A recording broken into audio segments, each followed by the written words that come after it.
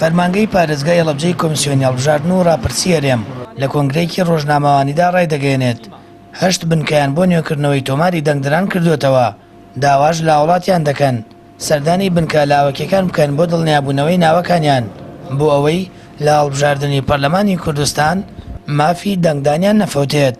هەڵەبجە کە پێشتر 5 بنکەی تیابووە ئێستا ببێتە 8 بنکە بۆ ئەوەی دەنگدەر باشتر بتوانێت بە تایبەتی کە تۆمارەکە تۆمارێکی خۆماڵیە بۆ ئەوی بتوانێت داتاکانی خۆی لە کاتی خۆیان بدۆزێتەوە و بتوانێت دەنگەکەی نەفەوتێ بۆ سیما. ئەو بەڵگانەی کە پێویستن بۆ جەنابیشتان بۆی ئاگادار بن پێشتانە درێ بەڵگە پێویستەکان بۆ هەر دەنگدەرێک کە ئەچێ سەردانەکە ناسنامەی باری شارستانی کە بۆ خۆمانەڵەی نفوس ڕەگەزنامەی عێراقی جنسێک کە دەوترێ پاسپۆرت بەو شەرتەی ماوەکەی بەستەر نەچوو بێ، پاشان کارتی نیشتمانی کە کارتی نیشتمانی لەوانەیە لە زۆر شار و شارۆچکانی ئێمە نەبوو بێتە عەمەلی، بەڵام گرنگە سێ بابەتەکەی تر سێ بەڵگەکەی تر دەبێ ببێ یەکێکیشان یا یەکێکیان ببێ، بەڵام فۆرمی خۆراک سەرەکیە، دەبێ فۆرمی خۆراک لە هەموو ئەو حاڵەتانە ئەبێت.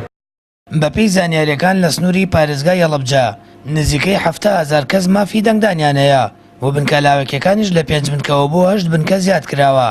لە ناحیەکانی بیارە و خوڕماڵ و بەمە و سیروانیش بنکەی نوێکردنەوەی تۆماری دەنگدەران کراوەتەوە. ئەم ساڵیش بۆ یەکەم جارە ناحی بەمۆ لەسەر پارێزگای هەڵەبجە بۆ پەرلەمانی کوردستان دەنگ دەدات. هەموو کەسێک مافی ئەوەی هەیە سەردانی ناوەندەکانی دەنگدان کە هەموو ئەو کەسانی کە مافی دەنگدانیان هەیە وە ضروریشە هەمووی بچێ، یعنی بۆ ئەوەی لە ڕۆژی دەنگدان ئیشکالێتی بۆ دروست نەبێ و چونکە ئەو ئیشکالەتی لە ڕۆژی دەنگدان دروست بێ بەڕاستی ئەو ڕۆژە چارەسەر ناکرێەوە مافەکەی ئەفەوتێ. بۆ یەکەم جار هەڵەبجە وەک پارێزگایەکی سربەخۆ بەشداری هەڵبژاردننی پەرلەمانی کوردستان دەکات و جیاکردنەوەی دەنگەکانیش هەر لە ئامان پارێزگا دەبێت. وەک بەرپرسانی فەرمانگەی کۆمیسیۆنی هەڵەبجە دەڵێن هەموو ئامادەکارێکی لۆجستی لە ناحی بەمەش کراوە. ئەوەشی گرنگە هاوڵاتیان سەردانی بنکە لاوەکیەکان بکەن بۆ ئەوەی لە ڕۆژی دەنگداندا دووچاری کێشە و گرفتی نەبوونی ناوەکانیان نەبنەوە. بڕیاریشە بۆ ماوەی 1 مانگ بنکەکان بەڕێوە وڵاتیاندا بکرێنەوە و ماوەکەش ئەگەری درێژکردنەوەی هەیە. سامان فەتاح، کەناڵی ئاسمانی پەیام، هەڵەبجە.